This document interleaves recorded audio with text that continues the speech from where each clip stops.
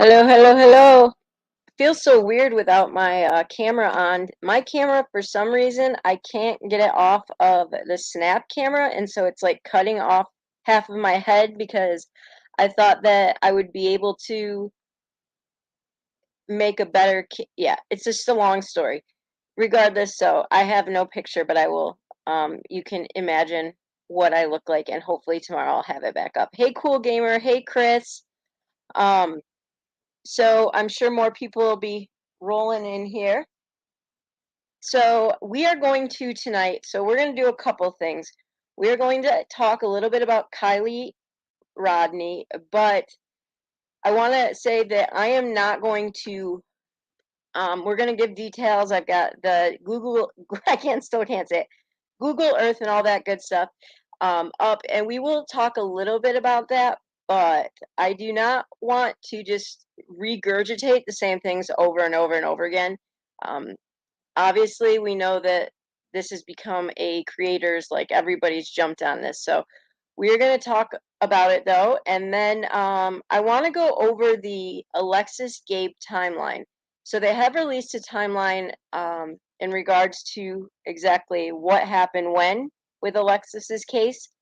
And I have stayed away from Alexis' case because I am one of my mods is actually best friends with her family. And I have stayed away from that case because the FBI had essentially asked Alexis's parents to kind of stay, there was some things they were figuring out, but we now have a timeline and know a little bit more. So I will be diving more into Alexis's case and, hopefully we can somehow raise awareness and bring a hey Caddy Texas. Eric, I think I said hi to you, but if I didn't, I'm sorry. Hi, Eric. Hopefully, we can bring Alexis home to her parents. So let's talk about Kiely. So, did everybody in here get a chance to watch the press conference? I am not going to share the press conference because a lot of people streamed it. It's about 20 minutes long, and to be quite honest, I thought they did a phenomenal job. However, really, what I got from it was just introducing all the different divisions that are working with working to find Kiely, but to me it didn't really seem like oh maybe my camera will work. One second. No. Okay.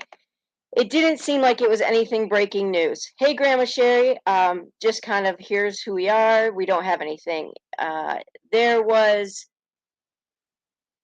so I understood now better the abduction thing. I was a bit confused because I did not understand. Hold on, I got it. There we go.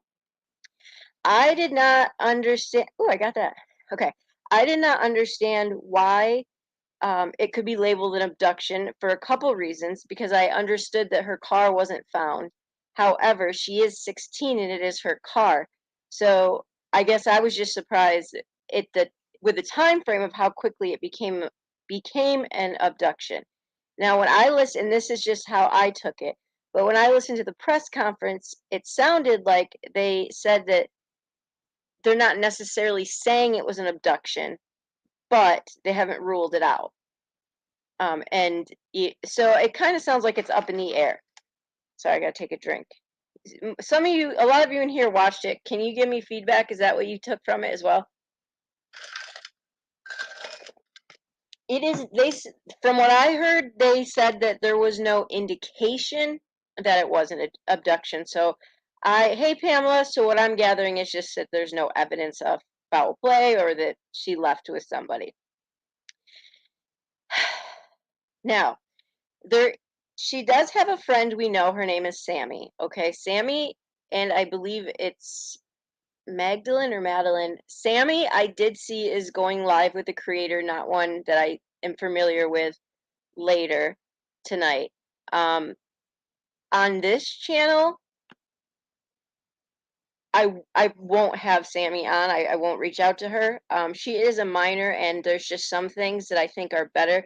I don't know that Sammy quite understands the YouTube world, and so I don't think it's necessary. But but my point is there has been her stories have changed a couple times. So I think that when in this case, we have to understand that these are teenagers. Um, we have, I think law enforcement is taking everything with a grain of salt, if that makes sense. Okay, so let's look at. I want to explain something via Google. I said it Earth real quick. It's easier if I get you stop sharing. What's it sharing? I got a few things actually to show you.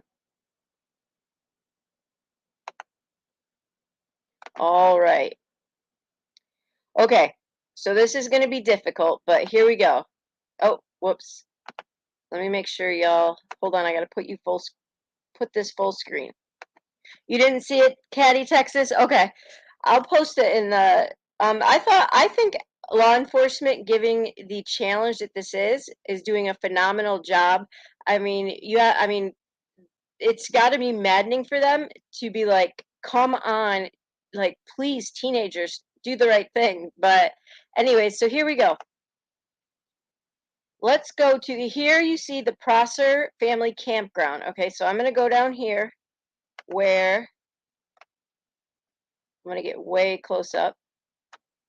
Okay, so over here we have the campground.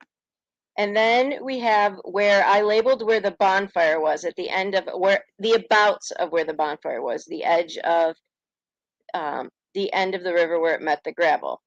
Okay, but I also want to go back here. So that's where the bonfire was. This all the way over here, keep going, is Coldstream Road. Over here is Coldstream Road. Now, Kylie's family has a very, very, very beautiful, gorgeous lodge over on Coldstream Road, and it's my understanding that her home is not far from there. Okay, from what I've understood is that it takes 45 minutes drive to get from where they were for the party, which was over here, to her house. Now, this road I labeled because it's Prosser Dam Road. I believe that's the road they probably came in on to get to where the bonfire was. Now, I'm not saying that for sure, but it would make sense based on what I've seen because I actually mapped out how they would get in there. It would be a lot easier than going through the campground. Hey, Lynn. So, wait, whoops, I just got off. Okay, so now here's an interesting part. So yesterday, I talked to Sleuth, and we're both kind of like, we don't know yet.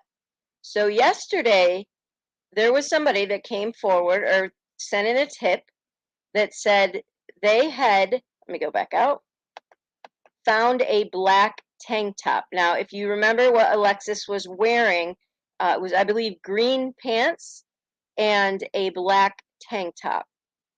So somebody called in and said they were working and found a black tank top where Boca Road and Prosser Dam meets about 200 yards.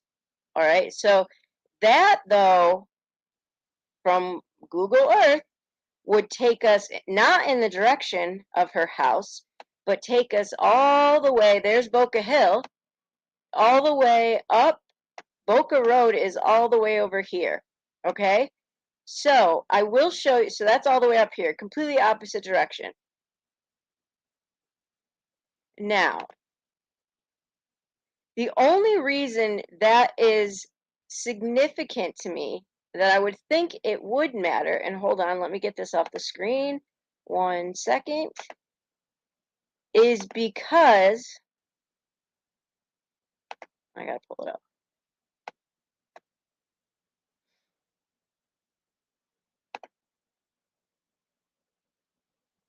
Hold on 1 second, I got a couple slides to show you.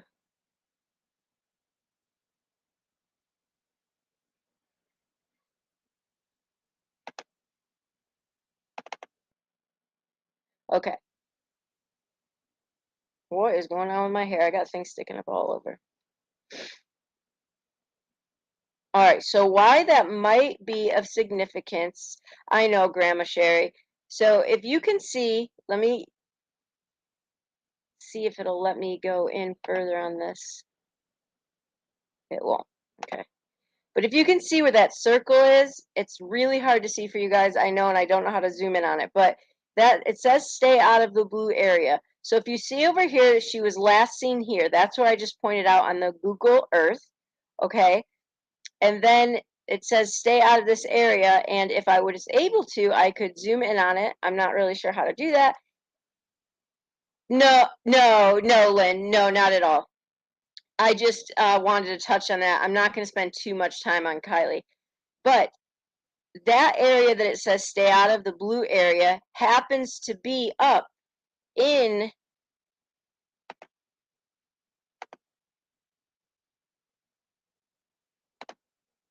this area, give or take, obviously. So I don't know if it's because there was that call-in that they found the black tank top, or if it's just because they have gotten tips around that area. Okay, so now let me just go over what we know really quick because that's important as well. Because there's been so many rumors, obviously, in any type of case like this. So I would just ask that you remember that, her friends are teenage girls, so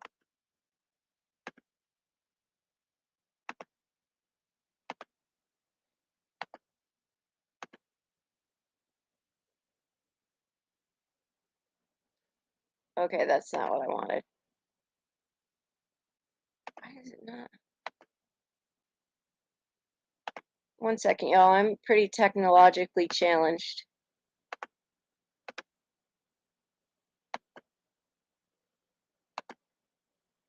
Here we go. Okay, here's what we know so far as we've been told. All right, we know that this has been confirmed, Kiely was last seen on video at a store prior to the party at around 6 p.m., Friday, August 5th.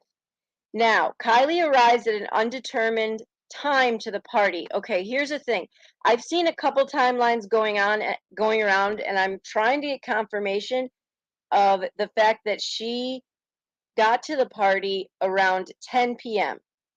However, I okay, so True Crime Replay is saying Sammy said, okay, so Sammy is saying that they got to the party at 10 p.m. on August 5th. So from 6 p.m. to 10 p.m., I'm not sure what she was doing. But anyways, let's say if Sammy's correct with her time, she got there at 10 p.m. Now that has not been confirmed by law enforcement yet that we've seen. So between 11 and 11:30, it was said that Kiely went to charge her phone at her vehicle. At 12:15, this is from what Kylie's mom said, Kiely texted her mom to say she was headed home. It was estimated to take about 45 minutes, which we saw, it's quite a distance. Now, Sammy says she spoke to Kiely around 12:20. Sammy claimed that Kiely was in no shape to drive, and so she figured Kiely would sleep it off in her vehicle. Sammy left with another friend. She got a ride home. Law enforcement confirmed today that the last ping was at 12:33 a.m. on August 6th. Okay, so there's a couple things.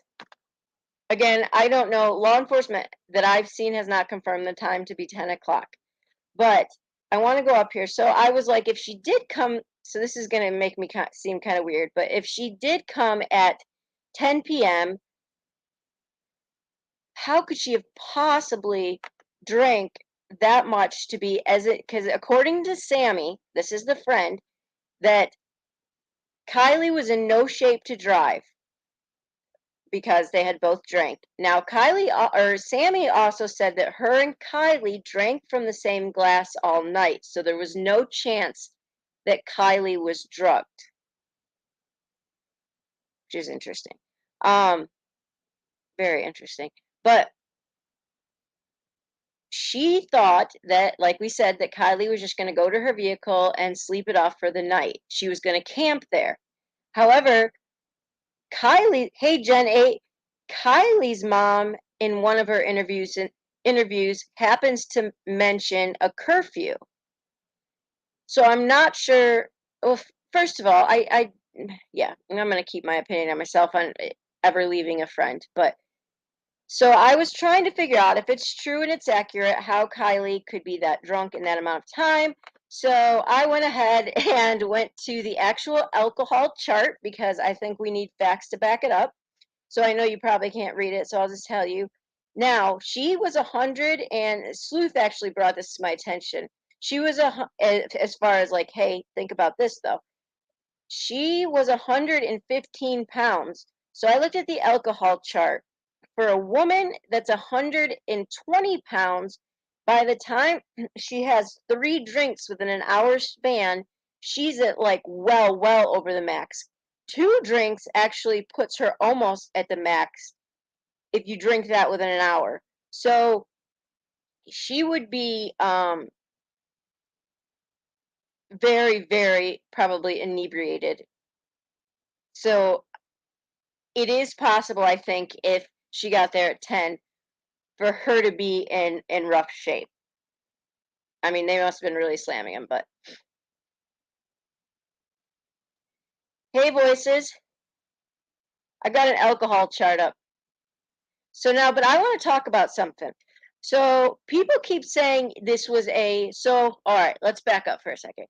It was alleged, and I believe this is what parents thought, was that it was going to be, yeah, voices, we're not going to stay here too long. It was going to be a farewell to the seniors high school party. I believe that a lot of parents thought it was. However, I don't think that was the intent ever to be, because I do know that it was advertised via friends and everything on Snapchat. It was also, and I'm hoping somebody, that's what I think, voices. Expect, yes, voices. So there was, and I don't, I keep thinking maybe I should, if somebody didn't turn this in, it needs to be turned in to the authorities. And so I might just tip it out, even though it's probably already been tipped out. But there was a gentleman that said, and I think I have it right here.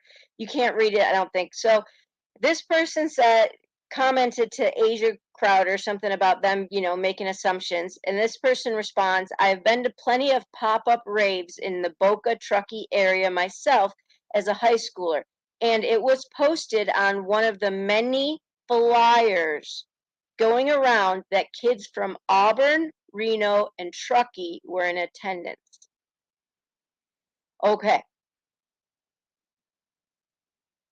that changes.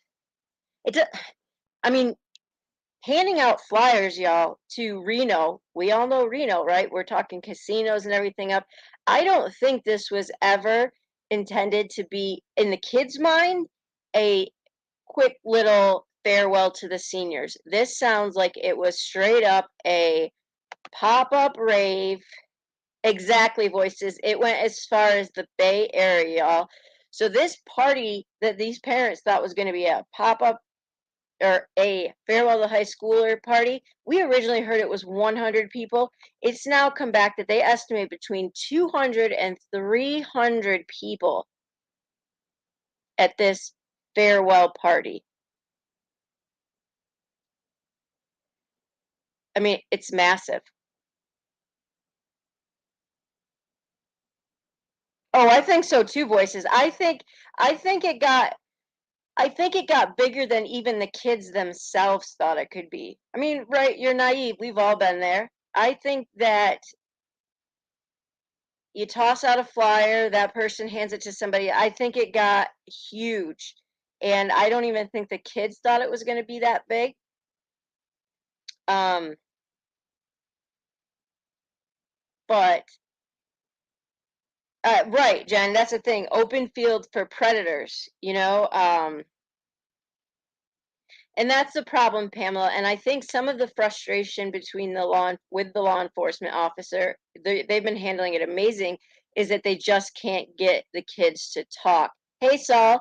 Now, interestingly enough, Saul, Glenn, lives less than an hour away from Truckee. So I've given him all the info and he's going to do what he can to be on the lookout. Yeah, voices. And somebody said that Sammy said also that they got there at 10 o'clock, but I haven't heard that from law enforcement either.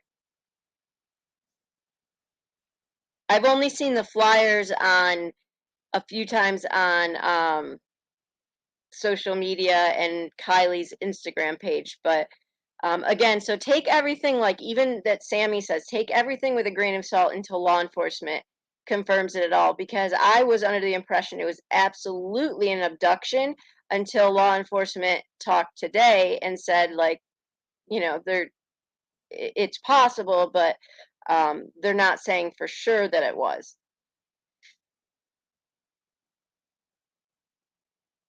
Awesome, Saul. So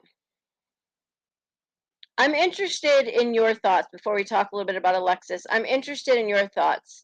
Voices and Glenn, whoever, being from that area, around that area, what are your thoughts? Have you seen these type of wild parties before? Or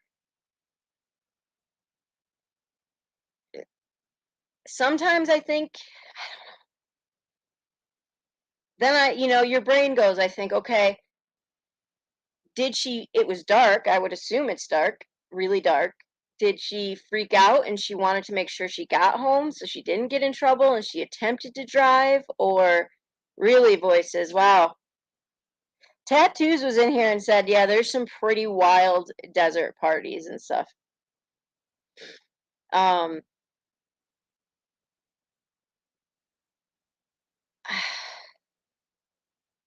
no matter how much I can stress it.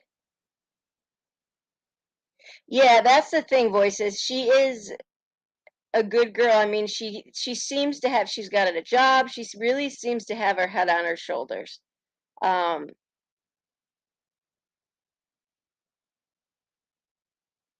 Part of me thought of Kristen Smart. Your brain goes to so many different directions. But I remember being 16. Okay, wow, voices, and I was naive. If somebody said, "Hey, can you let me use your," I would have.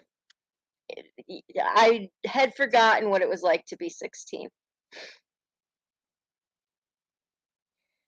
So yeah, and I didn't realize. So Saul, I'm glad you said it. I didn't realize what a tourist. So I'm not familiar with Lake Tahoe in that area. So I didn't realize what a tourist area Truckee is.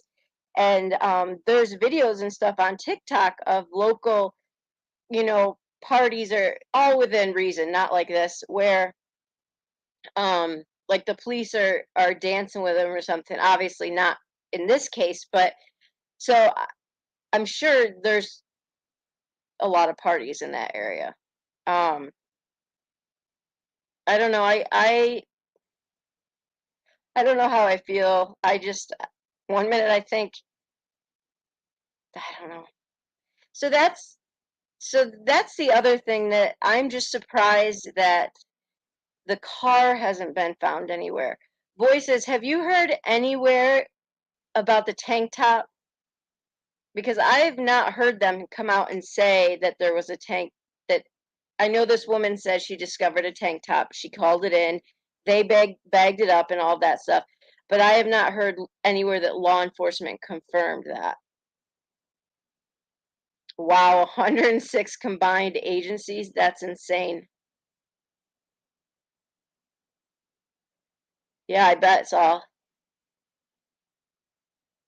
Okay, that's what I thought, Pamela. I do feel that all the agencies are doing a very good job in a very difficult situation. Okay. And so people say it's $50,000. Why wouldn't somebody come forward? But then another person made a pretty good point. It's a costly area to live. So $50,000 might not be enough that would make a kid come forward. I don't I don't know what it is. I would just be very surprised that if no one saw anything.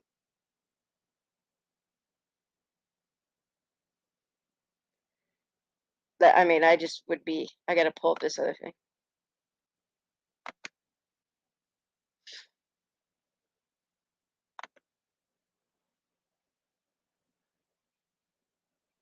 I was voices. I just thought maybe you knew about 106 agencies because I was just. That's awesome, Sal. Yeah, they really have done a nice job. They were respectful to the family. They've been respectful to the kids. Right, kids are scared. No, I mean, hey, if anything, I'm sure there's a lot of kids from that party that have learned a lot. And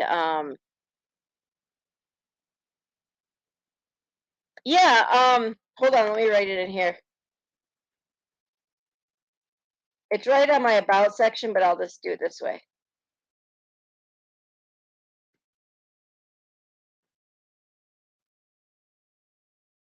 Voices, there's a 15-year-old girl that disappeared in Montana on July 30th, and I thought of you. Oh my gosh, voices. Wow. Yeah, I was impressed. They gave enough information to kind of be like, okay, this is what's going on, even though it was like we don't know a lot, but kept enough where you didn't feel that's okay, sleuth.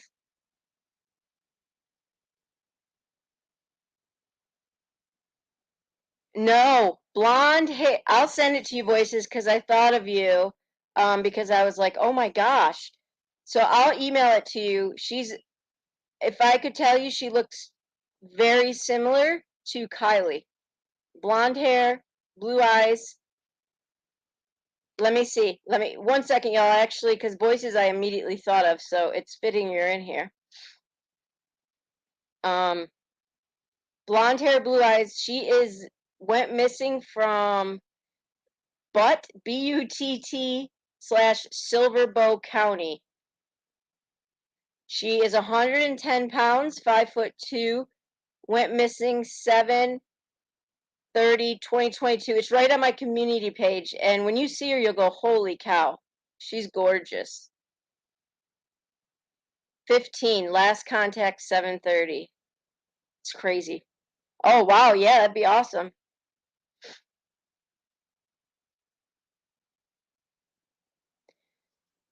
Sleuth, do you have any updates on this case? So Sleuth, remember how we asked where that tenant? So Sammy apparently is the one that said they got to the party. But boot.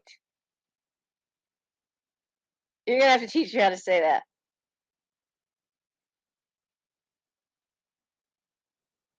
Sammy said they got there at 10, Sleuth. Oh, okay.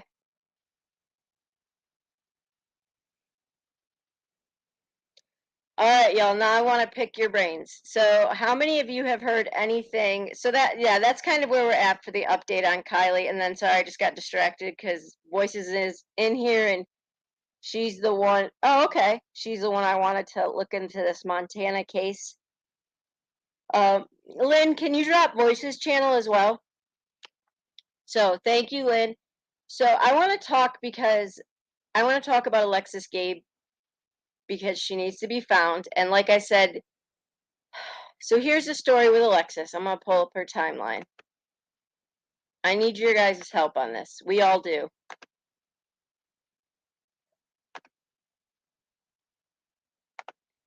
All right. Okay. So Alexis Gabe went missing on January 26th of this year. She went to her ex-boyfriend's actually. Was seen going in the house and never seen multiple times and never seen gone or never seen exiting the house. Authorities have been searching all yada yada yada. Well, in June, I believe it was June 2nd, I'll look, but they went to arrest Marshall. Marshall is the ex-boyfriend. Marshall, which it's now believed he intentionally did this, charged police with a knife, and law enforcement had no choice, obviously, but to fire and shoot him.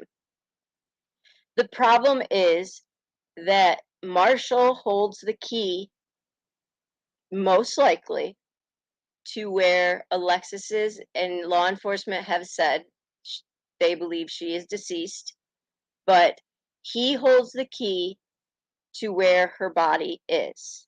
However, it's also alleged that the mother of Marshall, based on a text message that was seen, knows more than she's letting on, including most likely where the body was buried. And the text messages, one of the screenshots says, this is his mom, when he gets there, tell him to turn, this is the night of the murder, to turn his phone off ASAP. Hey, Punkette. The daughter, which would be Marshall's sister, said, okay. And so Alexis's family is saying, do you still think he had nothing to do with it? Hey, Mayhem and Miracles. Hey, Punkette. Now, they arrested you know what? Let's just go to the timeline. That's so much easier for you. Okay. Now, this is the timeline. All right. It says around 6 o'clock the night of January 26th, Alexis's friend stated she was on a FaceTime call with her, and Alexis appeared to be in her car in her parking lot. Now, she was broken up at this point with Marshall. Around 6:22, Alexis pulled into the Chevron on Lone Tree Way. Her cell phone records Infinity GPS surveillance video placed her there. Now, she is located in Antioch, or she's from Oakley, and then he lived in Antioch. So it shows that she left it. It says at 6:37, Alexis arrived at Marshall's house on Bent Tree Way. She passed several surveillance cameras from Chevron to Marshall's house, but her Infinity turned off at 6:37. Her phone continued to be on and active and showed to be in the same area. There is no video footage, though, actually, of her arriving at Marshall's house. Okay. At not okay 1:20 on January 26th, still at 9:10. Marshall's device begins a 1 hour and 59-minute call to his father. My theory on that, I'll tell you soon. I don't believe, hey Amber, that Marshall was ever on the phone truly with his father, but that's my opinion. Okay, at 9:20, that's not possible. Oh, 9 to 10, okay, this is messed up. Marshall's device logged the last lift to wake at 9:20. As previously discussed, iPhone logs every time the phone lights up after sensing motion. Oh, interesting. All right, around 9:23, Alexis's Infinity turned on and began moving. Her cell phone also moved along with the Infinity GPS. The Infinity passed several cameras during its travel. The Infinity drove out to Lone Tree and turned eastbound. It goes over where it went. I'm going to do a map of this tomorrow. So it says historical data from the GPS showed Alexis drove a specific way to Antioch and back to her house. There were no deviations on this route until this trip. So that's important. Alexis always, based on her GPS data, right? We're going to trust the facts, always went the same, Sleuth, I would love your help on it, the same direction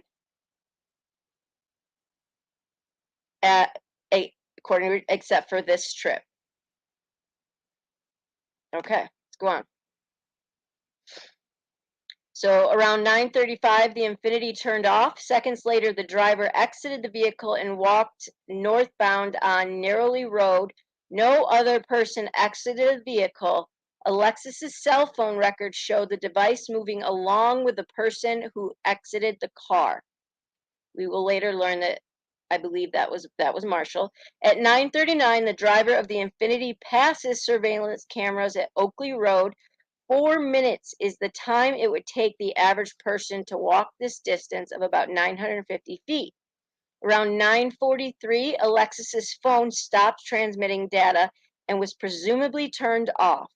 Her phone record showed to be along the same path as the driver of the Infinity. I have a whole bunch. I can't wait. Okay, when we're done with this, I'll tell you everything. So, 10:06, the presumed driver is captured on surveillance video at Live Oak Road near Narrowly. This is about 1.17 miles, 1.17 miles from Oakley, and about 26 minutes and 29 seconds after the driver was captured on video at the intersection. This is the time it would take an average person. Video showed the person continuing south. Okay, at 10:37, the driver is captured on surveillance video at the Slayton Ranch Shopping Center. He walked along the paved footpath behind the shopping center. This was about 1.7. Okay, it gives you that. Around 10:43, video from Chase Bank at Lone Tree showed the driver walking across Lone Tree from north to south to walk westbound on southern sidewalk. It goes through the whole thing. Chevron videos showed the subject walking through the shopping center. So Marshall's going on this yeah. He's getting around. At 11:09, Marshall's phone showed the in-call service application ended. Remember, he was on the phone to his dad. Right. The phone backlight and other usage logs began logging data again, indicating Marshall was using the phone again. From 9:20 to 11:09, Marshall's phone showed limited activity compared to with the rest of the day. This led us to believe that Marshall was not actually using his phone and instead had left his phone at home. 11:16, Marshall sent Alexis an iMessage. Did you make it home? Followed by an outgoing, unanswered phone call to Alexis. Make sure I'm not missing anybody talking. Yeah, Sleuth, our voices, please. It's one of my mod's best friend's family. So it's her daughter's best friend was Alexis. So I just would love to see this. It breaks my heart. And I've been banned from talking about it until now. At 1:27, or excuse me, January 27th, at around 8:15 a.m., Rowena Gabe called Marshall Jones asking if she saw Alexis on January 26th. Marshall says Alexis was at his house last night. Around 8:22 a.m., she sent a text message to Marshall asking when she left the house. Marshall said around 9 p.m. And then at 1:09 that day, Oakley PD begins a missing persons investigation. Around 4:15 on the 27th, the family locates Alexis Infinity on Trenton Lane. The doors were closed but unlocked. The keys were in the ignition, but the engine was off. Now at 4:25, Gwen and Rowena, that's parents, who were quarantined due to COVID, decided to leave anyway to see her car. Gwen told Mark, I believe that's Mark, to open the trunk. The trunk was empty. 5:07 that day, Oakley PD contacts Marshall, who admits Alexis was at his house and left around 9. And it says he may have been on her way to Alexis' friend's house who lives in Trenton. It was later learned that this friend was out of town and Alexis would have known this. So on the 28th, it just says that at 11:41 a.m., Oakley PD were canvassing Bentry Way. That's where Marshall's house was. Now, Marshall lived at the house owned by his stepfather, so they basically lived together. Marshall gave conditional consent to search the residence, not allowing detectives to search the master bedroom and the spare bedroom. Marshall gave consent to a forensic download of his cell phone. Marshall turned his phone over to detectives who went OPD to extract the phone. Marshall left and likely went back to work to retrieve his personal call. car. There was no probable cause that a crime occurred at this point in the investigation. Therefore, investigators were unable to obtain a search warrant. On 121 that day, Marshall arrived at his mother's house. He backed his personal vehicle, his Ford Explorer, into the driveway. Here we go. He unloaded several large, heavy garbage bags into the backyard or garage. The surveillance video was motion activated and recorded in 30-second clips. So most of the actions are not caught on video. I want to say one thing about this that I've missed a whole bunch. So I want to say one thing about this.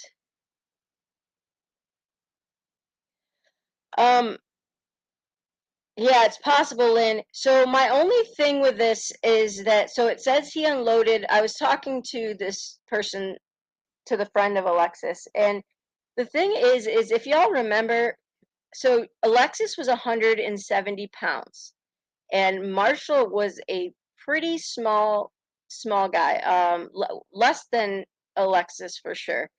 And if you remember correctly, Shanann Watts weighed, when she was deceased, Shanann Watts weighed, what, 148 pounds pregnant, and Chris weighed substantially more than that and was in super duper shape.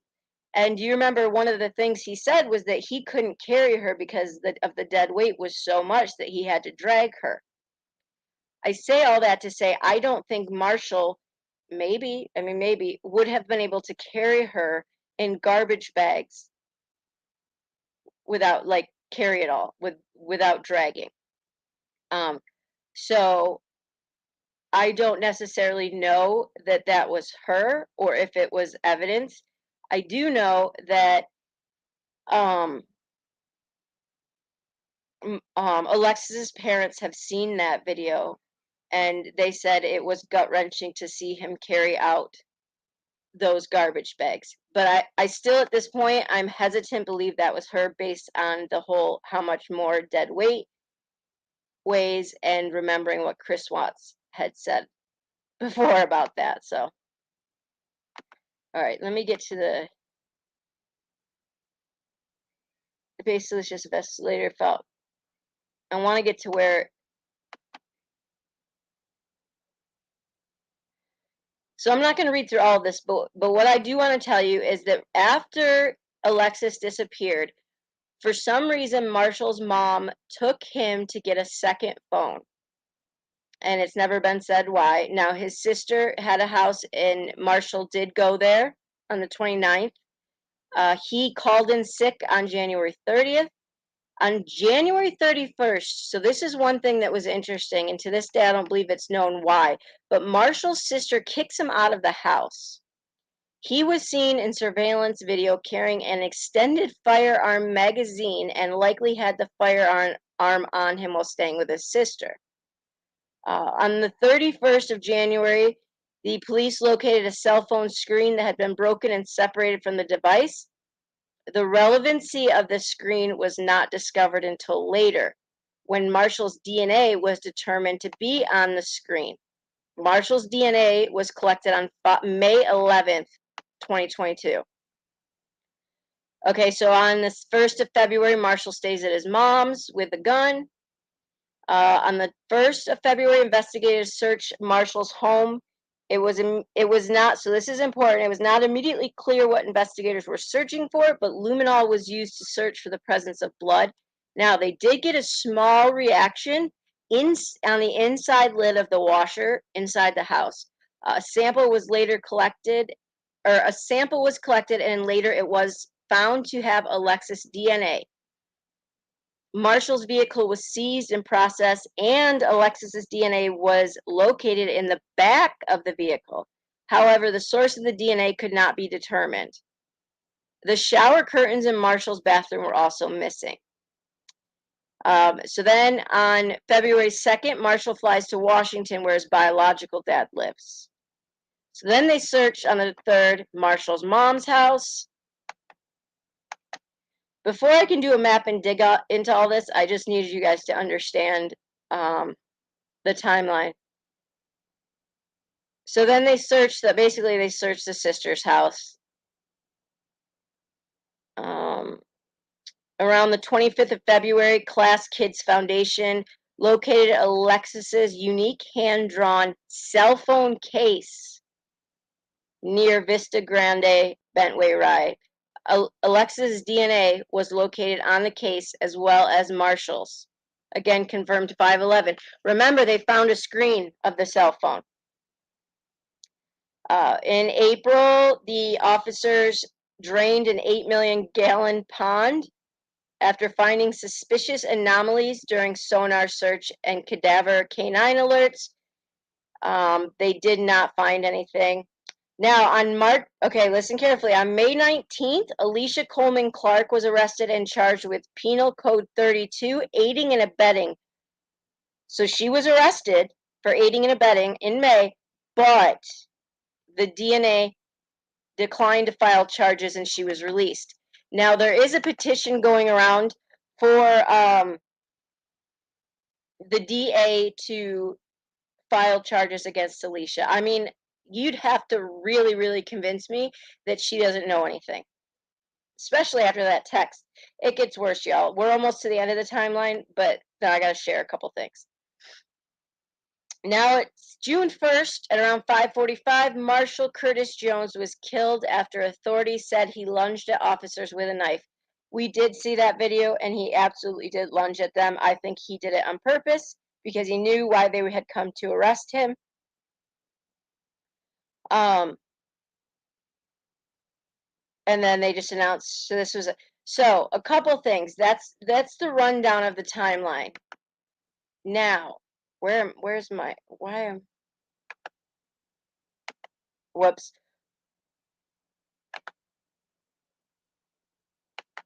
So it was Pointer Lover. So there's a couple interesting things, and I want to get out my notes because they have since that point found several pieces of Alexis's cell phone. Now they needed enough for, I believe it was AT&T, to extract the data. They're hoping at this point that they have collected enough that they can put it all together. Um,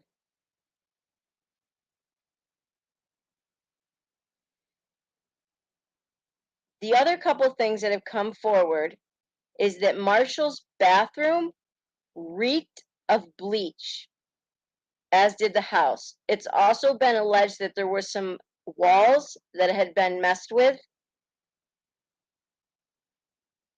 There's one other thing. So they have turned in all of the phones, hoping that they would be able to get the amount of data. I've yet to hear, that hasn't come out, if that wasn't as many pieces. But when I say they've collected little pieces of the phone, it's really awful because it's been very little pieces here and there that they found.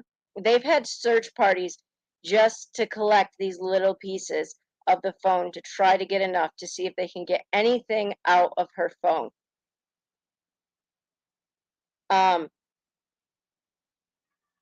the other thing was, so it ended up coming out that Marshall had spoke to a friend of his a couple weeks prior, saying that he might kill Alexis. And he asked the friend what the best way to basically kill her and get away with it would be. So he finally came forward with that. He said he's told Marshall something about septic tanks.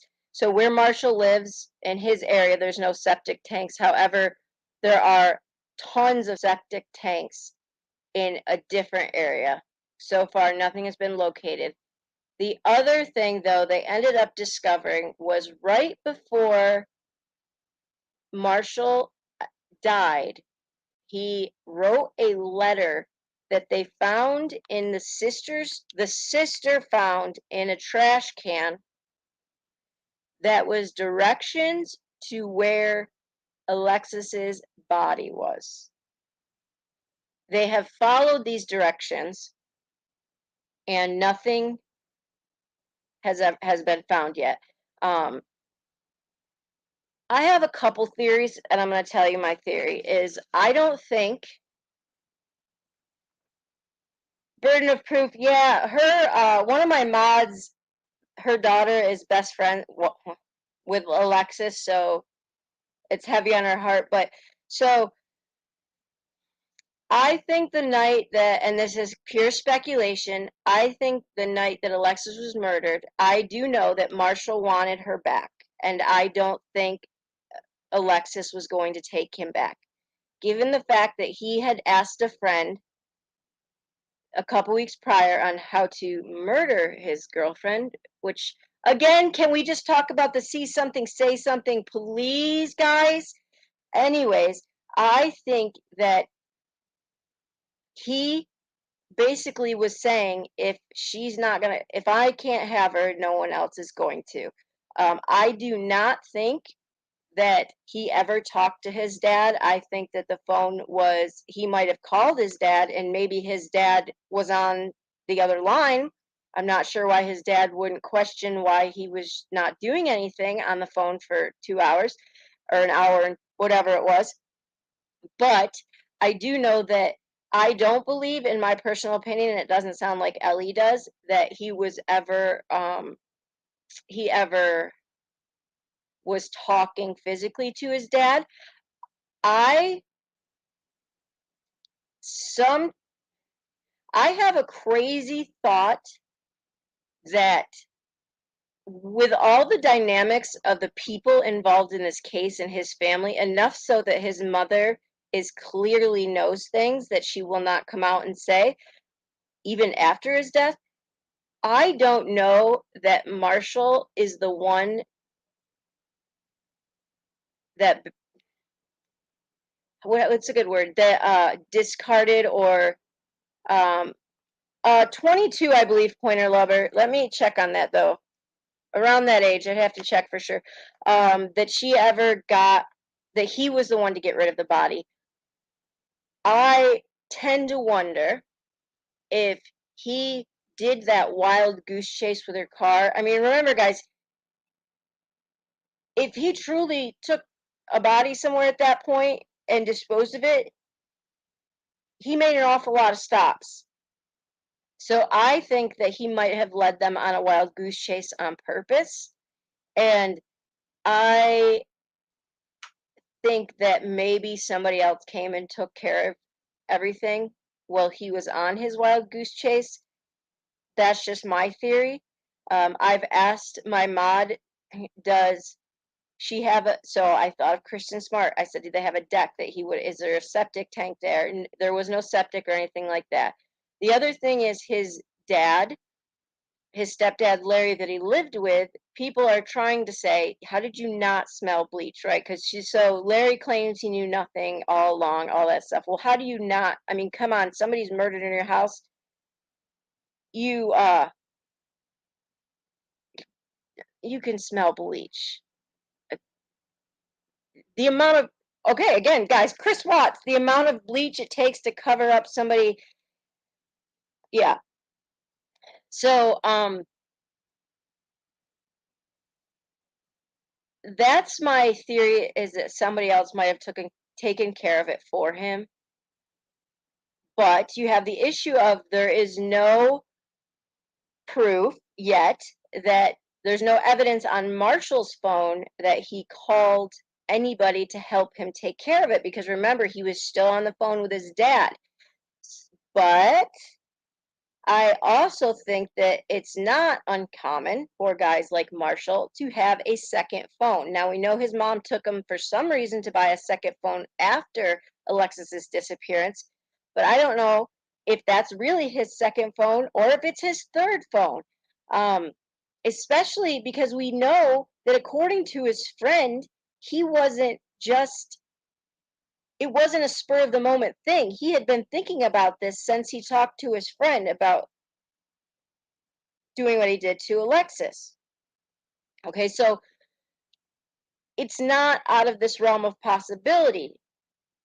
What he had in those garbage bags, again, I don't know if that's just a decoy to throw people off, but I really, really, really, really don't believe that it was Alexis unless he had some sort of, because they did say the bag was heavy, that's fair, but I just keep going back to Shanann Watts. So many of these kids, yeah, I know, right? Burden of proof. It's like if they can't exactly if they can't have you, no one will. It's always all blah, blah, blah. It's all we're seeing lately. Even kids, same thing. Kids dying because if the man can't have you, no one's going to have you. Um, but I just don't think he could have carried her unless, and I think you know where I'm going, he somehow, you know, made smaller. But I don't think that he could have carried her in a garbage bag without dragging her. And I don't think that because his car was seized, I don't think there'd be no, I mean, there would have been blood in the back of his car or her car or some sort of like something I would think that would indicate that she had been there or that a body had been there. Oh, Pamela, it's okay. Yeah, stay deep diving in. What, CLH? Um, Women should stay. Yeah, I'm gonna say I would disagree with that statement, but thank you for your opinion. I think there's a lot of good men that will love children despite having a past relationship. Maybe I'm reading that wrong, but anyways, Pamela, no, and we're gonna keep following Kiely and keep getting wrapped up in this. I just don't want to. I want to make sure we. Do you? Okay, I think I'm reading it wrong, CLH. So that's why I'm not like. I think I get what you're saying. Um,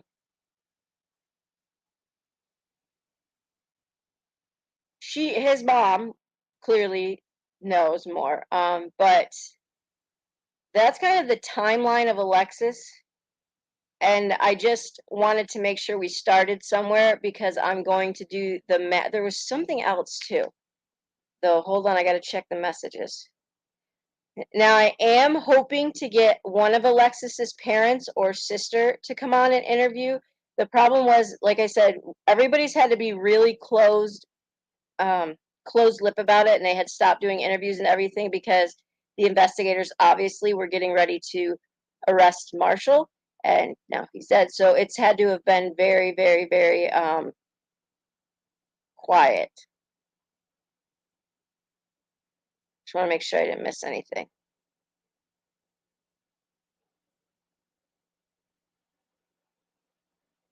Yeah, that's about it.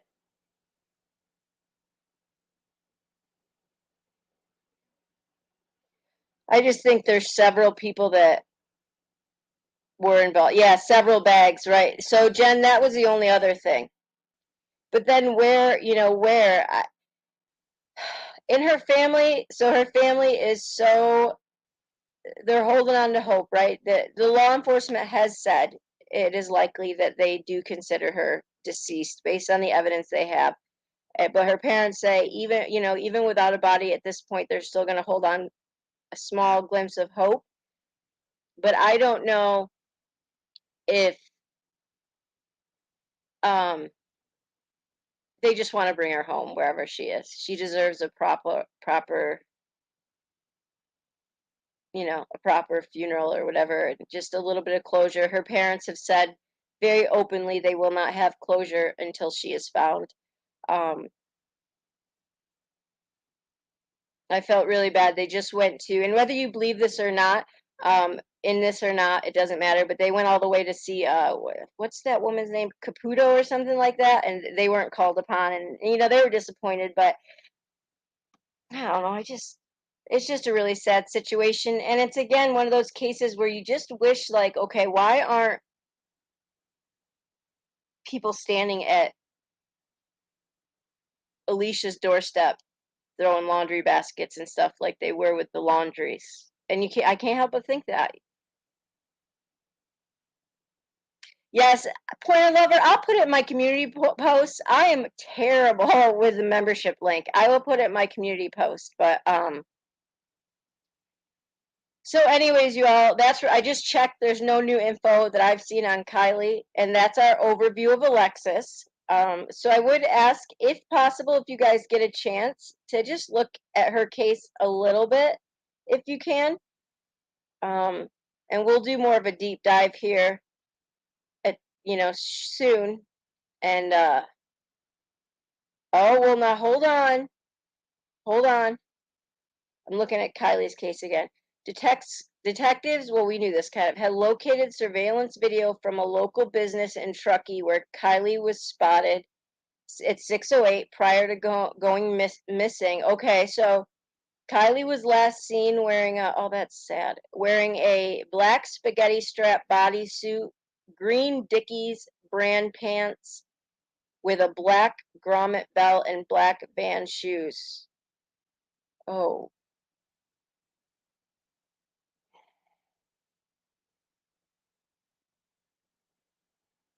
that's sad.